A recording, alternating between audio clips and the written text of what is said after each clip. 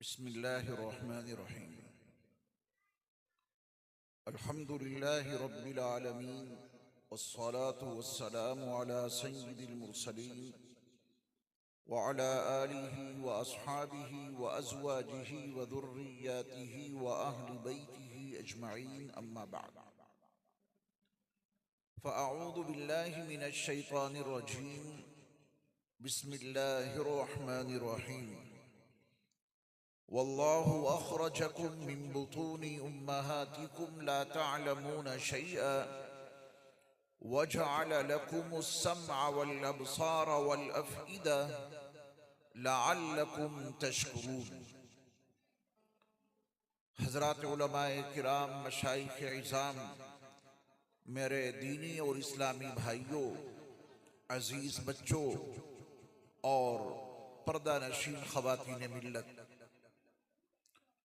ये हमारी और आपकी सआदतमंदी और खुशबख्ती है कि आज हमें और आपको एक दीनी इदारे के सालाना इजलास में शरीक होने की सआदत मिली है।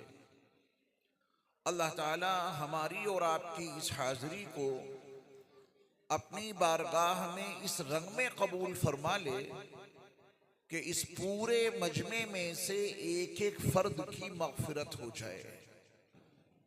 मेरे ईमान वाले भाइयों, मग़फ़िरत वो भीख है जो अल्लाह के दर के सिवा कहीं से नहीं मिल सकती। हमें और आपको चाहिए कि सुबह हो या शाम, रात हो या दिन, अपने अल्लाह से मग़फ़िरत की भीख तलब करते रहें। अल्लाह ताला को इस्तिग़फ़ार का अमल बहुत पसंद है। जो बंदे कसरत के साथ इस्तिग़फ़ार करते हैं, अपने अल्लाह से मग़फ़िरत तलब करते रहते हैं, अल्लाह ताला उनको अपने महबूब और मकबूल बंदों में दाखिल और शामिल कर लेता है। मजमे में बातें बहुत हैं भाई, खामोशी इख्तियार करें। आप इत्मीनान के साथ में हजरत की कीमती बातों को सुने। आप खामोश बैठ जाए। जब आप लोग बोलेंगे तो फिर मुझे बोलने में दिक्कत होगी। भाई साहब, आप भी और ज़्यादा तवील बयान नहीं होगा, मुख्तसर बयान करूंगा इंशाअल्लाह, क्योंकि मुझे भी जाना है और फिर आपको भी बहुत सारे तकाजे होंगे। थोड़ा मिल के बैठे, आगे आ जाएं। जज़ाकुमुल्लाह। आ जाए भाई, माशाल्लाह। आप मिल जाए, थोड़ा सा बैठ जाए। हजरत की बड़ी कीमती बातें होगी। ये नौजवान जो इधर बैठे दरवाजे के सामने, अब थोड़ा सा आप भी आगे को आ जाए। माशाल्लाह, बड़े जिंदा दिल नौजवान है। मिल जाए, आप मिल करके बैठ जाए। आ जाए आप, माशाल्लाह, सुभान अल्लाह। बैठ जाए, बैठ जाए आप। मतानत और संजीदगी के साथ, खामोशी के साथ हजरत की बातें समाअत करें आप। सैयदना अब्दुल्ला इब्न अब्बास रज़ियल्लाहु ताला अन्हुमा रसूल करीम सल्लल्लाहु अलैहि वसल्लम का फरमाने आलीशान नक़ल करते हैं। अन अब्दुल्लाह इब्न अब्बास रज़ियल्लाहु ताला अन्हुमा क़ाल क़ाल रसूलुल्लाह सल्लल्लाहु अलैहि वसल्लम मन लज़िमल इस्तिग़फ़ार जअलल्लाहु लहू मिन कुल्लि ज़ीक़िन मख़रजा वमिन कुल्लि हम्मिन फ़रजा वरज़क़हू मिन हैसु ला यहतसिब औ कमा क़ाल अलैहि सलातु वस्सलाम। भाई, आप खामोश हो जाए मेरे भाई। आपको ही तो कहा जा रहा है। अरे भाई, आप खामोश हो जाए यार, ऐसा ना करें आप। नौजवान है, समझदार है, फिर भी आप बोल रहे हैं यार। आप ही को तो कहा जा रहा है। आप सुनिएगा हजरत की बातों को। रवाहु अबू दाऊद। सैयदना अब्दुल्ला इब्न अब्बास रज़ियल्लाहु ताला अन्हुमा फरमाते हैं कि अल्लाह के रसूल सल्लल्लाहु अलैहि वसल्लम ने इरशाद फरमाया कि जो शख्स अपने ऊपर इस्तिग़फ़ार को लाजिम कर ले, यानी कसरत के साथ इस्तिग़फ़ार किया करे। कम अज कम अगर आपने अस्तग़फिरुल्लाह पढ़ लिया, कितना बोले जबान से, अस्तगफिरुल्लाह, कम अज कम तो इस्तिगफार वाला अमल वजूद में आ गया। आप कुछ और मजीद पढ़ें तो बहुत बेहतर। अस्तगफिरुल्लाह रब्बी मिन कुल्ली ज़म्बि व अतूबु इलैह, और भी इस्तिगफार के जुमले हैं। लेकिन कम अज कम अगर आपने अस्तगफिरुल्लाह पढ़ लिया तो इस्तिगफार वाला अमल वजूद में आ गया, और इसकी कसरत मतलूब है। ज्यादा से ज्यादा पढ़ें इस्तिगफार। सरवरे कायनात सल्लल्लाहु अलैहि वसल्लम की खुशखबरी है उन लोगों के लिए जो कसरत से इस्तिगफार करते हैं कि उनका अल्लाह उनको 3 अजीम नेमतों से मालामाल कर देगा। इस्तिगफार की कसरत की बरकत से कितनी नेमतें मिलेंगी? 3 बड़ी अजीम नेमतें हैं। पहली नेमत यह है कि अगर वो बंदा तंगियों में घिर गया और उन तंगियों से निकलने की कोई राह उसे नहीं मिल रही है, हर कोशिश, हर साये पैहम, जोहद मुसलसल, सिफारिशें, तमाम चीजें इस्तेमाल कर रहा है, लेकिन उसको उन तंगियों से निकलने की कोई राह नहीं मिल रही है। मेरे मुस्तफा अलैहिस्सलातु वस्सलाम ने उन तंगियों से निकलने के लिए कसरत इस्तिगफार का अमल अता किया है। जो लोग कसरत से इस्तिगफार करते हैं, अल्लाह उनके लिए तंगियों से, परेशानियों से निकलने के लिए कोई ना कोई रास्ता जरूर पैदा कर देते हैं। करेंगे एहतिमाम इंशाअल्लाह। देखिए, इस्तिगफार का अमल इतना अहम है, जितने रूहानी सलासिल हैं, चाहे वो सिलसिले आलिया कादरिया हो, चाहे वो सिलसिले आलिया चिश्तिया हो, चाहे वो सिलसिले आलिया नक्शबंदिया हो, चाहे वो सिलसिले आलिया सुहरवर्दिया हो, चाहे वो सिलसिले आलिया शाज़लिया हो, जितने भी रूहानी सलासिल हैं, हर सिलसिले में इस्तिगफार की कसरत मतलूब है। उनके मामूलात में इस्तिगफार को शामिल किया जाता है।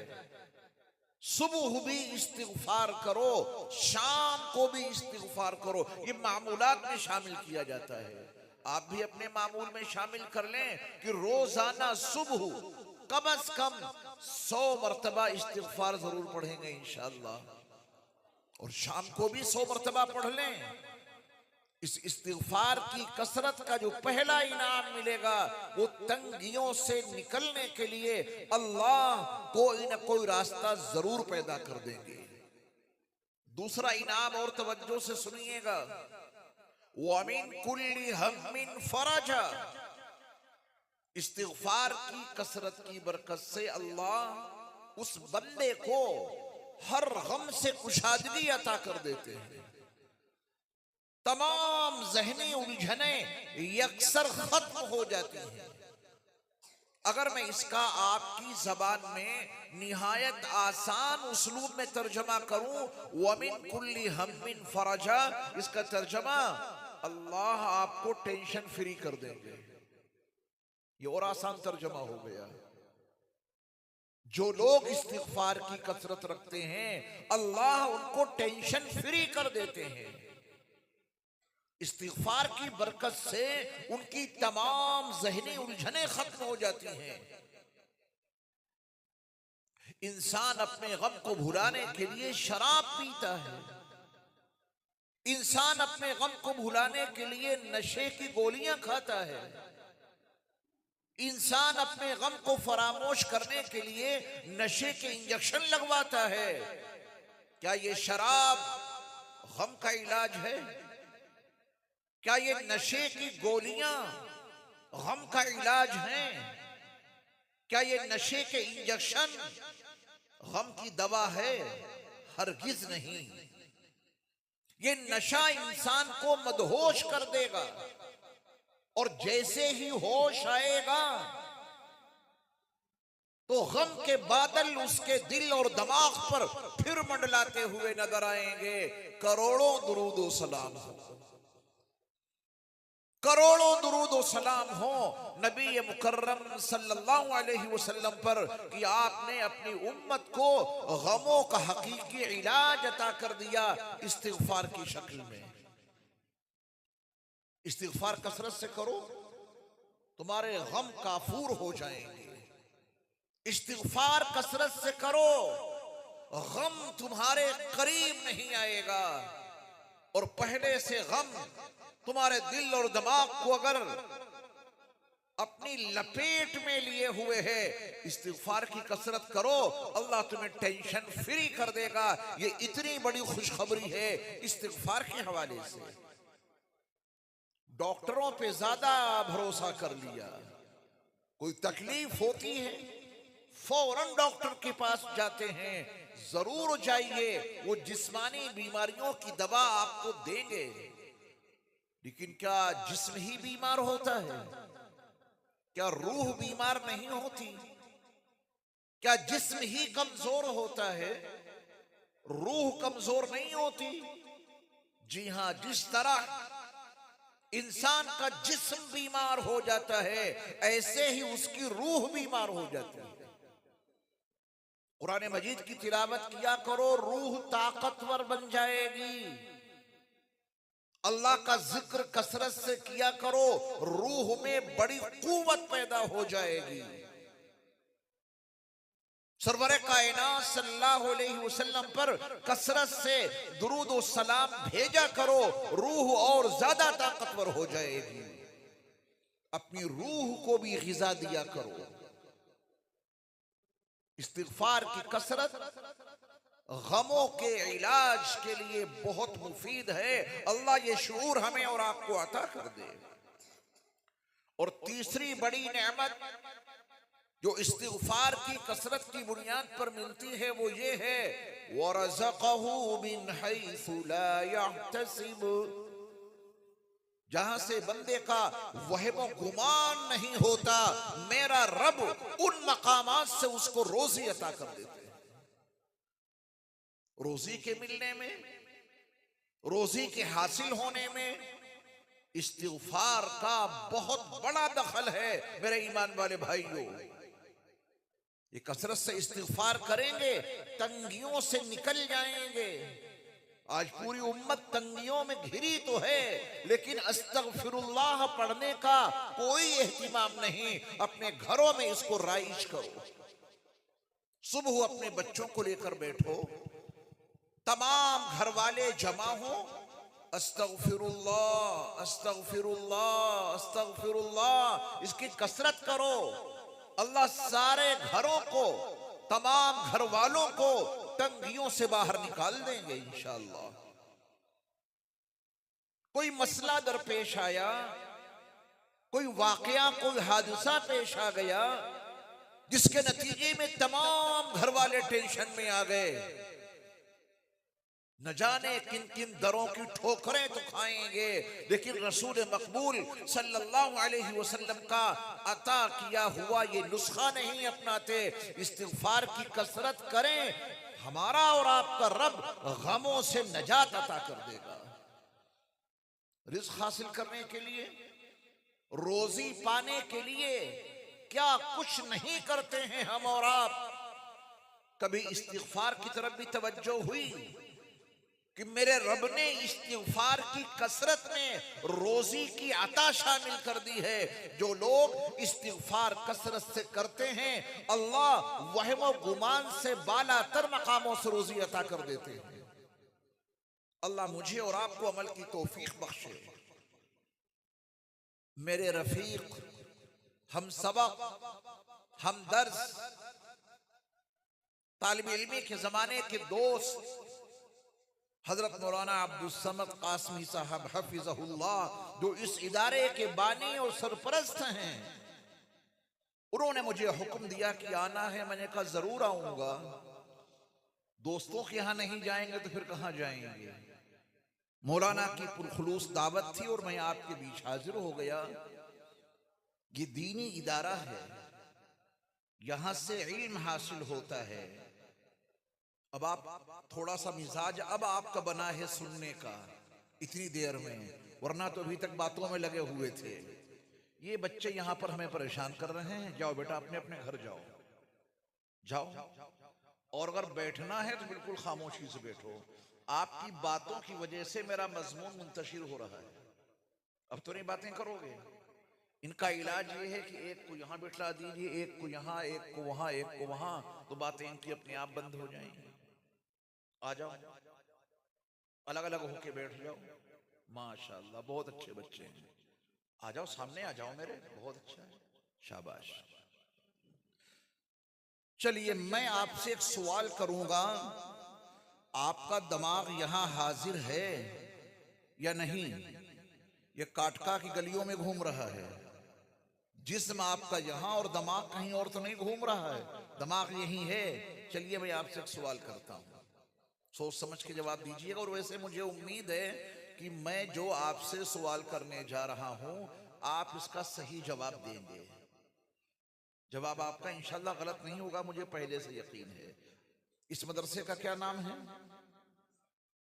मदरसा तालीमुल इस्लाम। माशाल्लाह।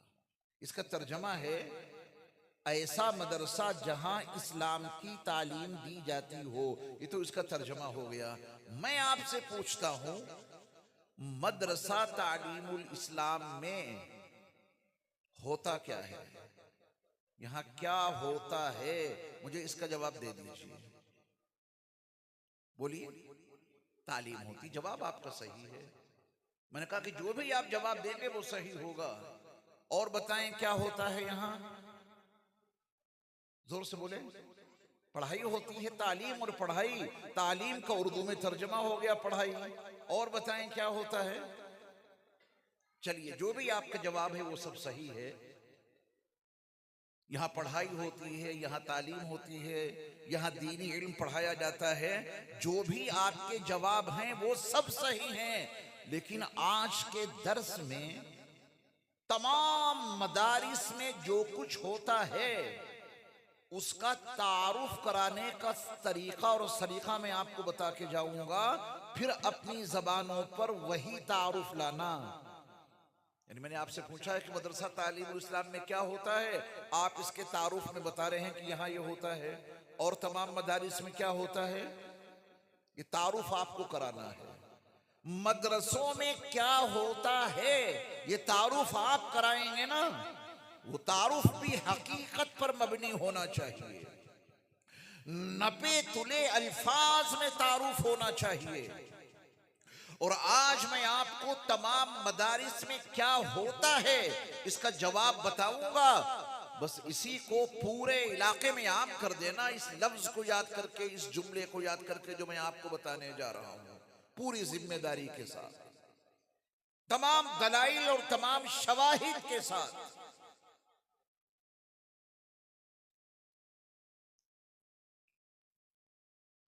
मदारिस में क्या होता है जवाब सुनिए, फिर दलील मैं आपको बाद में दूंगा। लेकिन अगर बाद में दलील देता हूं तो शायद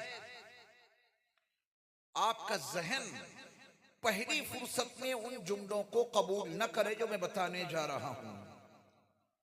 आप मुझे ये बताइए कि जबल नूर की आखिरी चोटी पर बने हुए गार हिरा में जब अब्दुल्ला के दुर्र यतीम और आमिना के लख्त जिगर और अब्दुल मुत्तलिब के पोते और अबू तालिब के भतीजे हजरत मोहम्मद सल्लल्लाहु अलैहि वसल्लम पर अव्वलीन वही का नुज़ूल हुआ था, तो 5 आयतें नाजिल हुई थीं। इक़रा बिस्मि रब्बिकल्लज़ी खलक़। इन आयात के नुज़ूल से आप मोहम्मद बिन अब्दुल्लाह के मकाम से बुलंद होकर मुहम्मदुर रसूलुल्लाह के मकाम पर फाइज हो गए।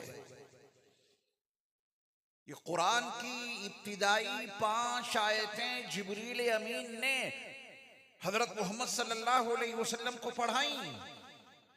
फिर ये 5 आयतें सहाबा को किसने पढ़ाई, मुझे इसका जवाब दीजिए। हजरत मोहम्मद सल्लल्लाहु अलैहि वसल्लम के जो अव्वलीन मुखातबीन सहाबा हैं जो आप पर ईमान लाए, उन सहाबा को ये कुरान की 5 आयतें किसने पढ़ाई? जिब्रील अमीन ने पढ़ाई सहाबा को? नहीं, जिब्रील तो सिर्फ नबी मुकर्रम सल्लल्लाहु अलैहि वसल्लम की बारगाह में तशरीफ लाते थे, उन्हें कुरान की आयतें दी और चले गए। सहाबा को कुरान किसने पढ़ाया? बोले, कोई पेचीदा मसला नहीं है। सहाबा को कुरान पढ़ाया है मेरे मुस्तफा अलैहिस्सलातु वस्सलाम ने, यह हकीकत है। वरना सहाबा को किसी एक आयत के बारे में यह मालूम नहीं हो सकता था कि आयत कुरान है। सहाबा को कुरान किसने पढ़ाया? रसूलुल्लाह सल्लल्लाहु अलैहि वसल्लम ने, और 2 तरीके से पढ़ाया, नाजरा भी कराया और हिफ्ज भी कराया। मैं दोनों को दलाइल दे दूं पहले, फिर आपको मालूम हो जाएगा कि मदरसों में होता क्या है। रसूल मुकर्रम सल्लल्लाहु अलैहि वसल्लम ने कुरान मजीद की हिफाजत के लिए 2 तरीके इख्तियार किए थे। एक तरीका यह था कि जितना कुरान नाजिल होता था वो नाजिल शुदा कुरान आप अपने सहाबा को ज़बानी याद करा देते थे। कैसे याद करा देते थे? ज़बानी। आपकी 23 साला पैगंबराना जिंदगी में ये कुरान तदरीज के साथ नाजिल हुआ, और 23 साला पैगंबराना जिंदगी में उधर कुरान का नुज़ूल मुकम्मल हुआ। रब्बे काबा की कसम, इधर सहाबा का हिफ्ज मुकम्मल हुआ। मौलाना यहां काटका में सुभान अल्लाह कहने पर जीएसटी लगती है क्या? बोले, आपको बड़ा डर लग रहा होगा कि इतनी कीमती बात हमने सुनी और इस पे अगर हमने सुभान अल्लाह कह दिया तो सुबह जीएसटी का बिल आ जाएगा, तो हम नहीं कहेंगे। मियां, सुभान अल्लाह कहने पर जीएसटी नहीं लगती है। इधर आपकी जबान से निकला सुभान अल्लाह और उधर आपके रब ने जन्नत में आपके लिए दरख्त लगा दिया। अब भी बड़ी खामोशी, बेदारी का सबूत दीजिए। बहुत हजरत का हुक्म था मेरे लिए कि इल्म के मौजू पे गुफ्तगू होनी चाहिए, तो मैं इल्म के मौजू पर गुफ्तगू कर रहा हूं आपसे। नबी अलैहिस्सलातु वस्सलाम की 23 साला पैगंबराना जिंदगी में जब उधर कुरान का नुज़ूल मुकम्मल हुआ, इधर सहाबा का हिफ्ज मुकम्मल हुआ। हाफिज किसने बनाए? जिब्रील अमीन ने सहाबा को हिफ्ज कराया। सहाबा को हिफ्ज किसने कराया? रसूलुल्लाह सल्लल्लाहु अलैहि वसल्लम ने एक एक आयत उनको रटाई है और एक एक आयत उनको याद कराई है। तमाम सहाबा का जो हिफ्ज मुकम्मल हुआ है वो हिफ्ज कराया है मेरे मुस्तफ़ा अलैहिस्सलातु वस्सलाम ने। नाजरा, रसूल मुकर्रम सल्लल्लाहु अलैहि वसल्लम नाजिल शुदा आयतों को लिखवा दिया करते थे। आपने कातिबीन वही सहाबा की एक टीम बनाई थी। जब कुरान की आयतें नाजिल होती तो आप उन सहाबा को बुलाते, वो कागज लेकर आ जाते, वो पत्थर के टुकड़े लेकर के आ जाते, वो छालें लेके आ जाते, वो चमड़ा लेकर के आ जाते और उस पर कुरान की आयतों को लिख लिया करते थे। लिखा हुआ कुरान भी सहाबा पढ़ते थे। यही नाजरा है। ज़बानी भी कुरान याद करते थे। यही हिफ्ज है। आप इंसाफ से बताएं कि रसूल मुकर्रम सल्लल्लाहु अलैहि वसल्लम ने अपने सहाबा को कुरान हिफ्ज कराया? तो कुरान हिफ्ज कराना ये किसका काम है? रसूल का।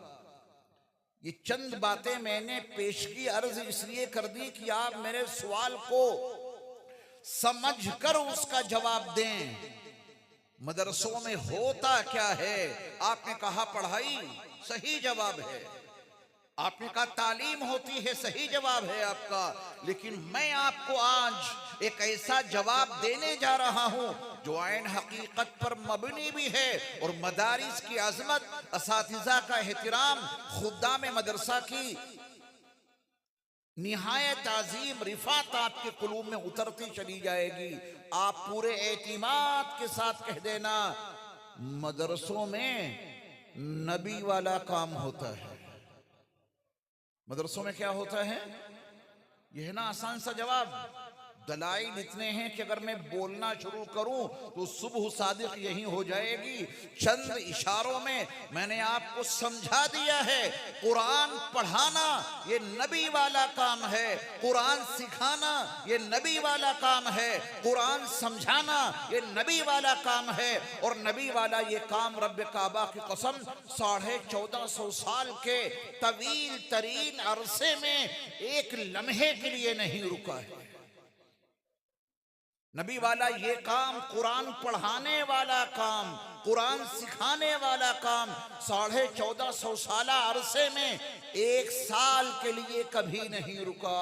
1450 साल इस्लामी तारीख में नबी वाला ये काम एक महीने के लिए कभी नहीं रुका।